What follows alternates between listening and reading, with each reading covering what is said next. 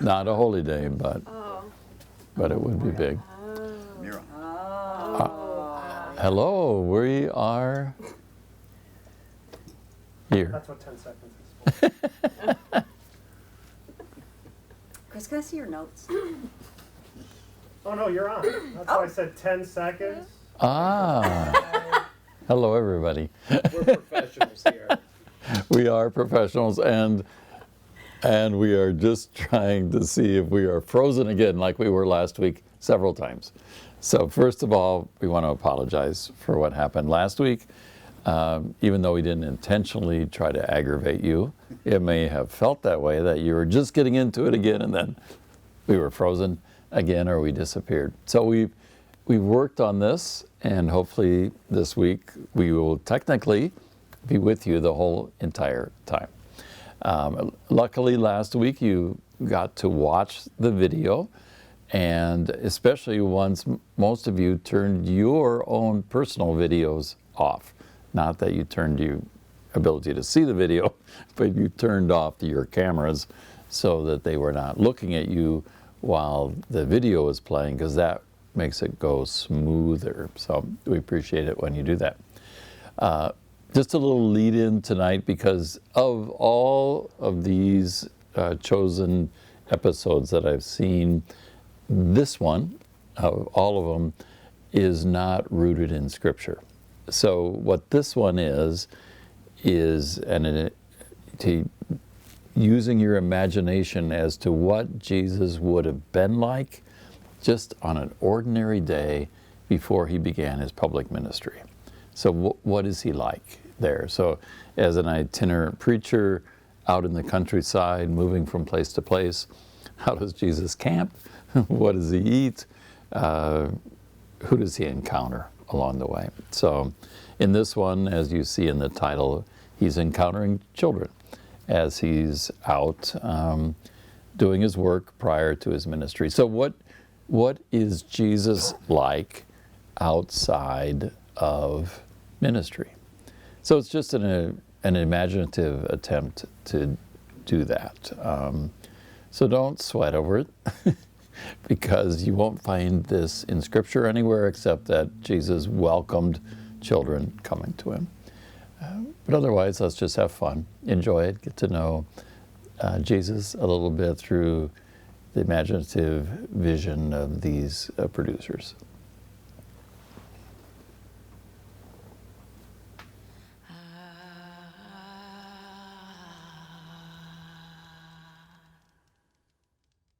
We'll open it up to get people's reactions, or think, thumbs up, thumbs down. Chris? Chris. Well, he was kind of a microcosm. I think we talked about that, of how his ministry would go, telling the kids and preaching to them about what he was going to do and how he was going to do it. One of the things that I thought was interesting was, and I read this in a Pope Benedict book, not something that I figured out myself, but the Messiah thing, where the Messiah was supposed to come from the line of David, and David was this big warrior guy, and everybody thought the Messiah was going to be a guy that beat up everybody and was a big king, and it was totally the opposite. Right. Well, when you're an oppressed people and you're being oppressed by your neighbors and they're always bigger than you are and stronger than you are, you think, that's what I want. Yeah. I want somebody who will smash them, protect me. Yeah. Yeah. It's understandable. I didn't love this episode. Tell us what you really think. No, never. No, I'm kidding. Primarily because I enjoyed in the first two episodes the really historical background, in the sense of getting to know the scenery and the people and understanding a little bit more about their stories and how these directors imagined each of these disciples in their daily lives. And this one, it just lacks so much drama, which I get is also the point of the episode. It's supposed to be peaceful and inviting and welcoming, and that's just not my personality. Bree likes drama, I think is what we're saying. Only in television Yeah. and the Bible. Yeah, this one didn't. The only drama was, will the kids ever tell their parents? We saw this guy out in the woods. Or go swimming, which they But never he did. said either. he's not a bad guy. Right. We'll take his word for it. Maybe that should be our discussion. Why did the producers even do this episode? That's a good question, because it really is, given our current cultural setting in the world today, why they chose to portray Jesus in this setting, because it probably made many of us, you included, uncomfortable, and saying, well, why are those kids hanging around with a strange man in the woods? You know, they shouldn't do that. So it confuses me as to why they would spend a whole episode Yeah, it should on have this. been a 10-minute segment of another episode, it seems like. And of course, we're a lot smarter than the producers, so Right. But I did, Chris talked about the microcosm of essentially Jesus' future from this point forward. And I loved how Abigail was essentially kind of like one of the first disciples. Because what does she do? She brings Joshua along, and he's scared. He's more reluctant than she is, and then he thinks it's not so bad. And then they, and the flock gets larger, and it's interesting. Even the kids' personalities. There's some who are still pretty skeptical, even after spending some time with Jesus. Some who are really gung ho, and kind of everything in between. And so certainly that's what Jesus experiences in his public ministry. That's what Jesus experiences today. So I like that portrayal of, because it was kind of like a foreshadowing of what Jesus is going to experience. and the little boy said, I pushed him back, pushed the other kid back, and Jesus says, yeah, that's not, Yeah. But Ann and I were talking earlier today about, it's not easy it's not easy to do all that stuff. That Jesus To forgive, teaches? yeah, Oh, no, not easy at all. To forgive and to turn the other cheek and love your enemies. Come on, and that's kind of Right. what those people or those little kids were like. Well, really, I can't push him back. So I say push him back. No, I'm just kidding. I did like the children's attempting to interpret what he was teaching. So as they walked back each day, who is this guy? What is he teaching? What does it mean? Which is what the adults will have to do too. Who is this guy? Where did he come from? What is he up to?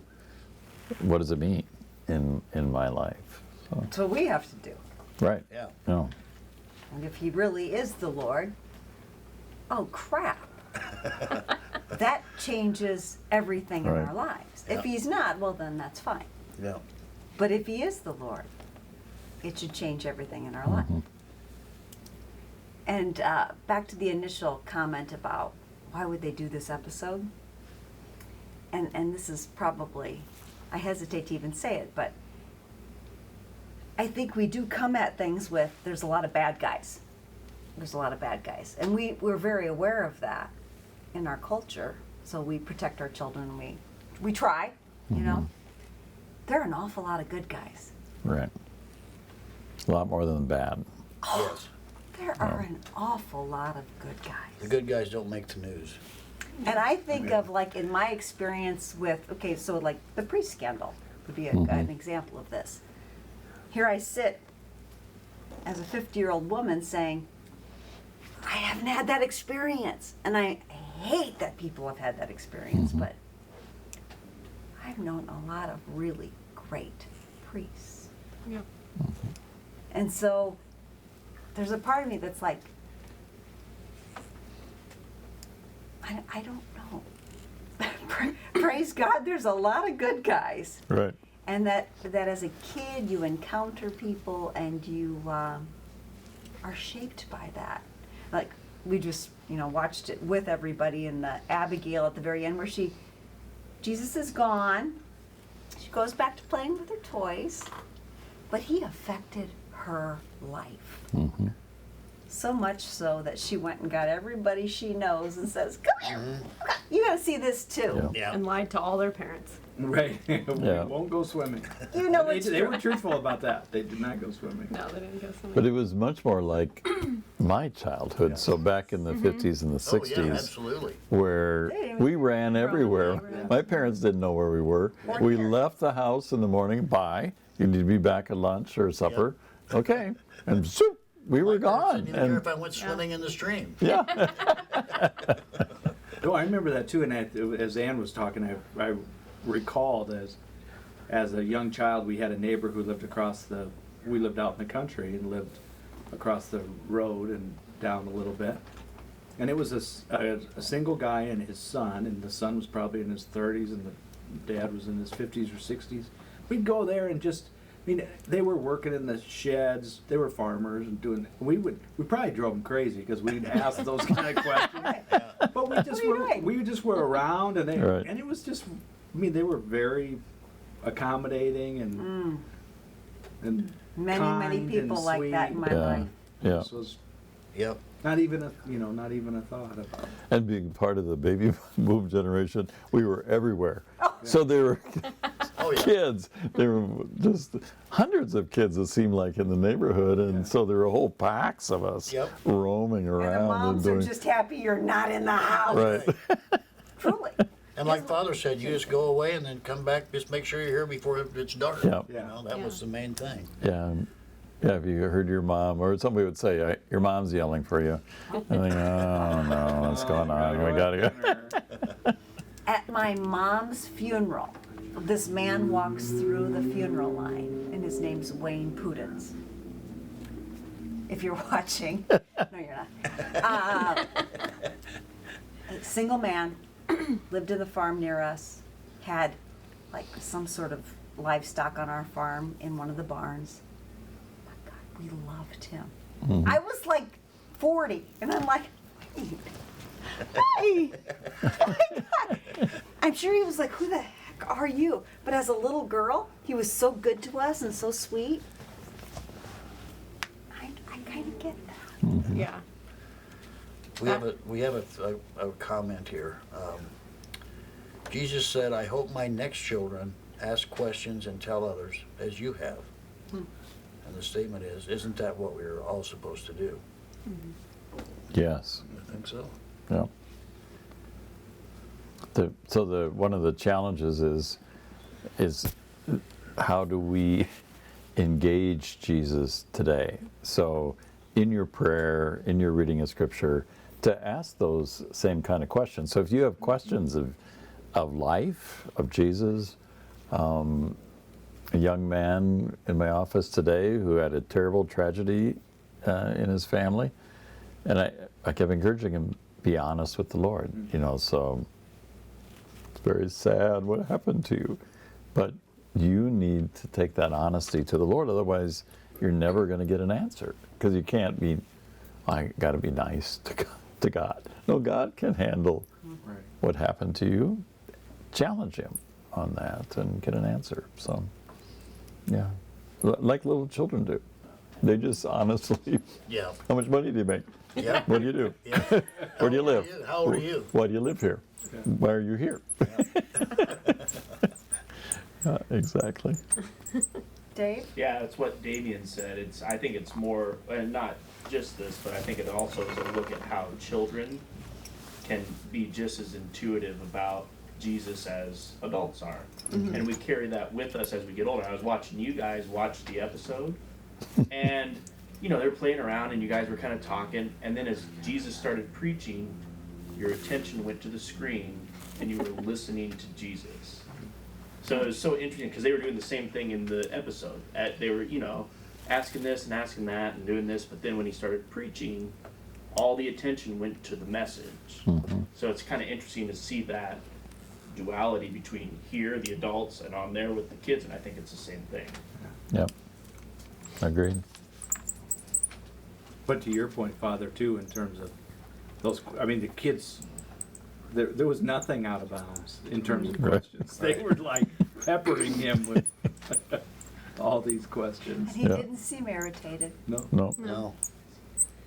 Nothing as little kids will do today. The adults are all trying to be polite and not ask that question. Right. Why are you so weird?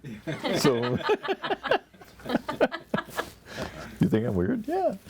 I thought it was interesting, and this didn't occur to me when I had seen it previously, but he was at the end when he was preaching, like Dave talked about, or he was teaching, and the kids were very attentive, and Abigail had answered a question or two, and he said, he was kind of pointing to her like, gentlemen, you go to Torah school, and she doesn't. Right. And how countercultural Jesus' message was, even from the very beginning. Like the girls wouldn't have had access to Right. that same experience. Any kind of in religious Jesus' training time, or- yeah. and how beautiful that is. Yep. Yep. You go, girl. Yeah. I like how honest Jesus is with his answers too, though. Like when he's responding to them, and my favorite is when one of them asks, like, "Do you hurt people?" or something like that, and he says, "I'm dangerous to some, but I won't hurt anyone." Yeah.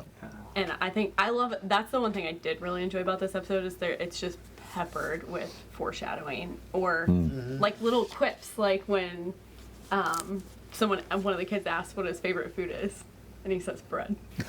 Like just like little things throughout. My father gives me everything I need. Yeah. There were a bunch of things in there. When I think too, when he calls Joshua brave Joshua, there's something in there, and something about, I looked at it like Jesus was calling something out of Joshua by that. Might not happen right away, Right. but at some point Right. that will be revealed what that was.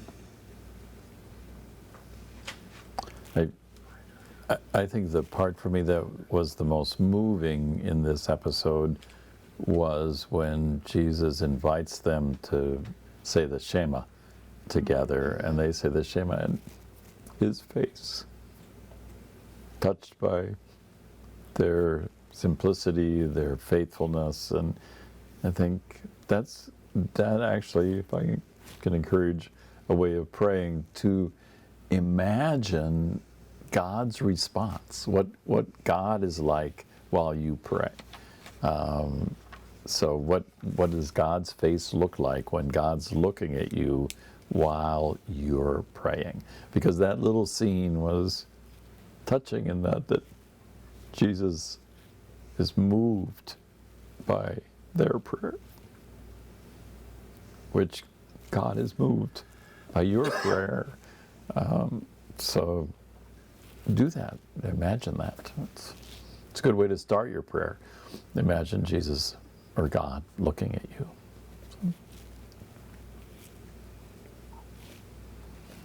That's good. Yeah. Very good. Very good. I enjoyed when he did the lock. And he said, "This is good." Yep. And then a little while later, they prayed. And he said, "This is very good." Yep. Oh, And I thought, oh my gosh. Echoing Genesis. There's a whole lot in that. Yep. All this is good, but when we pray, when he's dealing with us, it's very good. Yep. yeah. And then they did the Our Father later, which was pretty cool too. Yeah, a little jump ahead. And Yeah. let me test out this prayer on this group of kids. See, He's see how this works. Kids, I'm thinking about writing this prayer.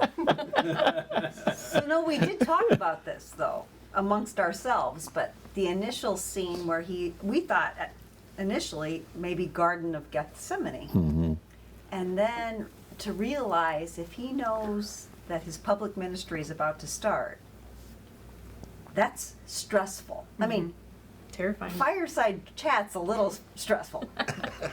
That's, Terrifying is the correct word. Yes. So your life is going to be limited. So you know, this is all this is the beginning of the gonna end. change. Yeah. Yeah. It's all gonna change now. And he knew. Right. Nothing is gonna be the same. Right. And so that sort of pre-agony, Yeah. and then he's maybe practicing with these kids. Because who better to practice with? Right. And These who better little to get stinkers. honest, and who better to get honest questions from? Oh, they're Right. gonna tell you. Yeah. And it reminds me of a story.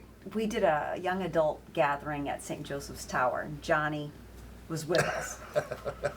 This is a great story. And we set up, we were leaving, I'm gonna drop him off, I'm gonna come back, and he walks up to this older lady, and she says, "Hi, young man."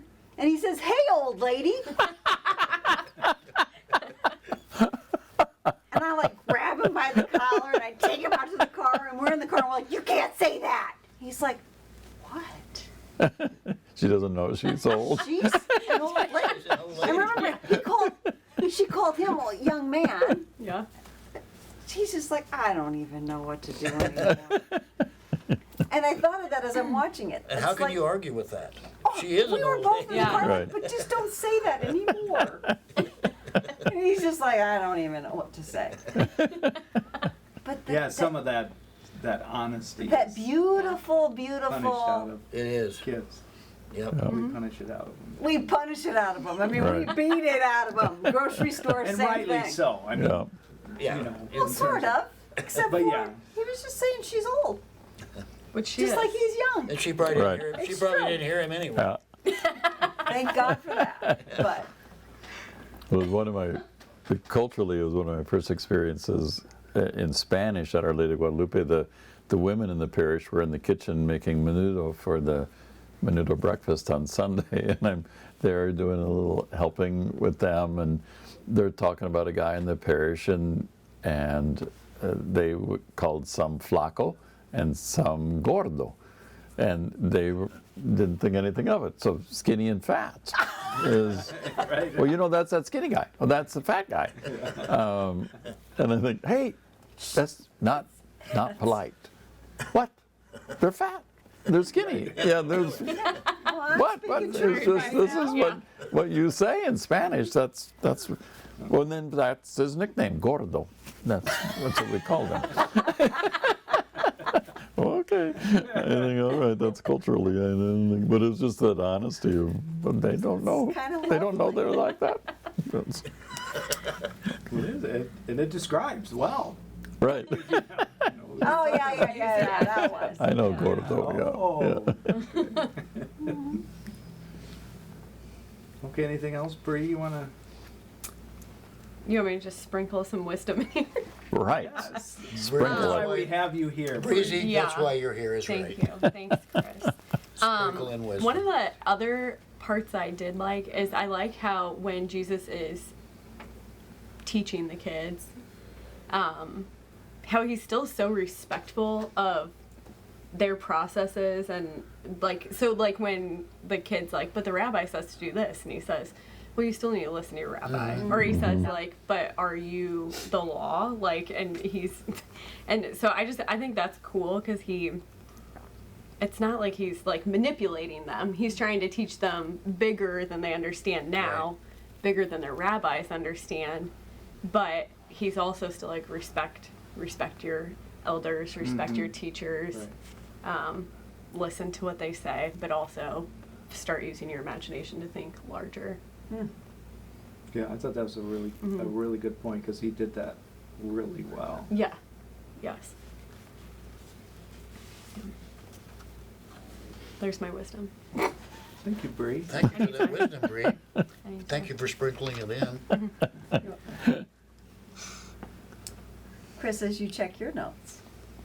I'm done. Oh, My notes are all done.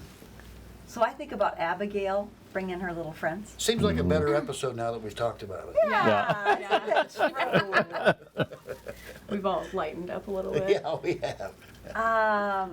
Abigail brings that little flock. Good for her, little trooper. So who brought you?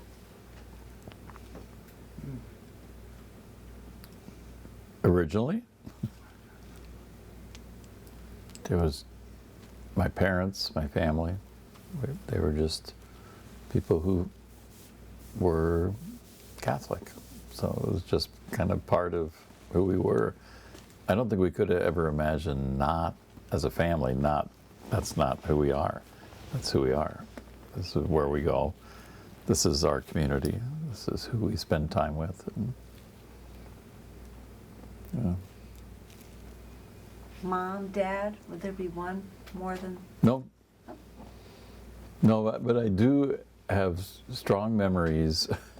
So we used to have this thing, and I think a few parishes on occasion still do this, called 40-hour devotion, where they would bring preachers in, and for 40 hours you'd have constant Eucharistic adoration. So different prayer times and preachers. And my dad would always sign up for 3 a.m.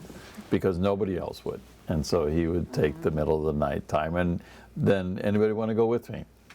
So, of course, I'll go with you, Dad. So then you're a little kid being woken up at 3 a.m., get your clothes on, and go to church with Dad and spend an hour in a dark church. But it was a powerful experience of praying with my dad, even though we were in silence, but just being in the dark church together for an hour Sure, at that is night powerful. was That's cool. powerful just having you tell about it. Yeah, that's Yeah. awesome. Oh, that's cool. Probably my grandparents. They weren't Catholic, but they were very, very, very good believers.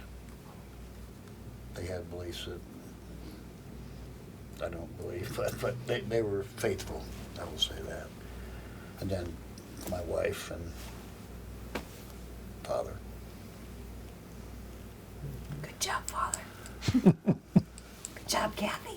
Then I found out Jesus was Catholic. You didn't see his rosary? I thought it was in the video.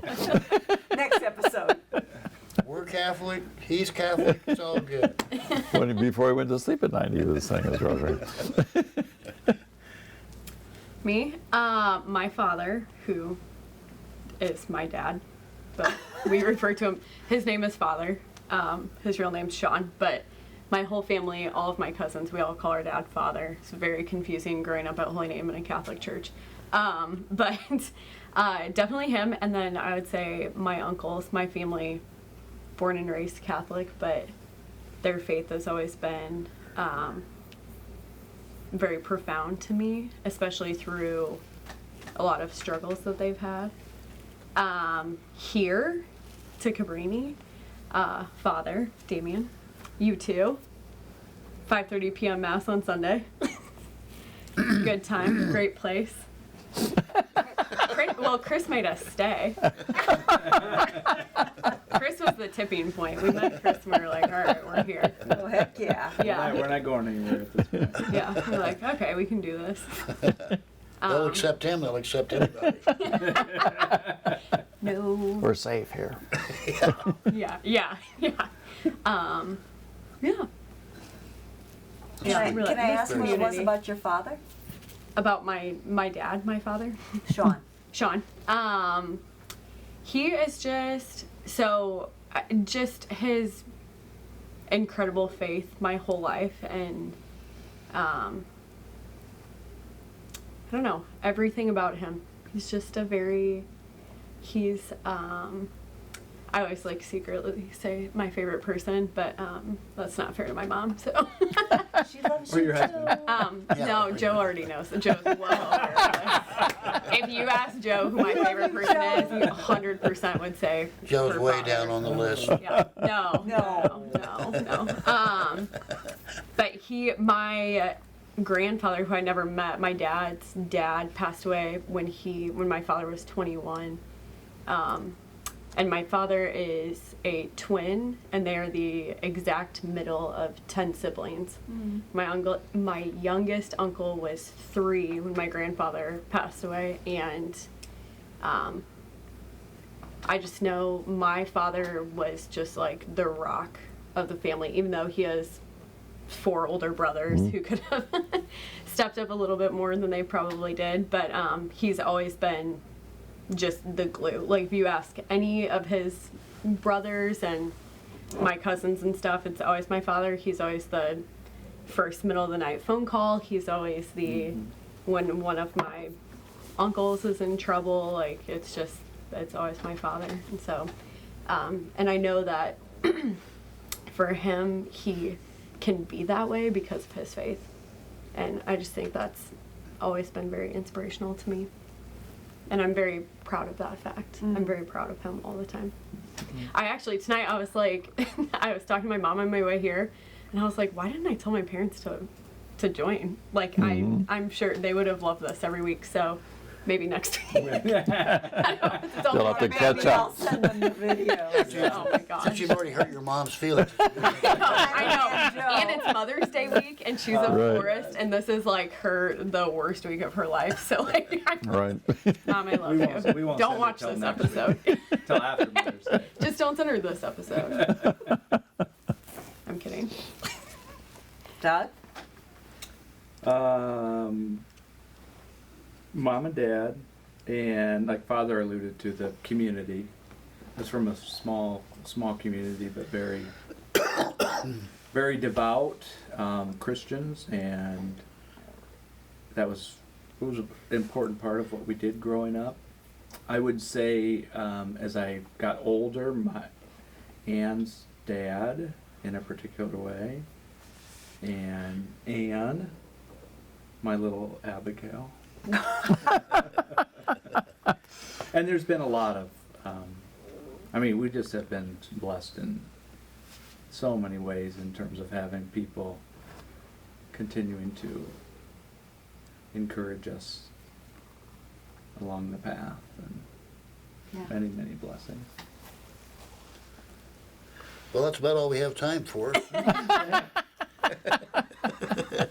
Did you? Ann? They were giving me a hard time. Yeah, no, I would say lots of people. But probably my dad. Just because I think as a girl, that just didn't matter one dang bit.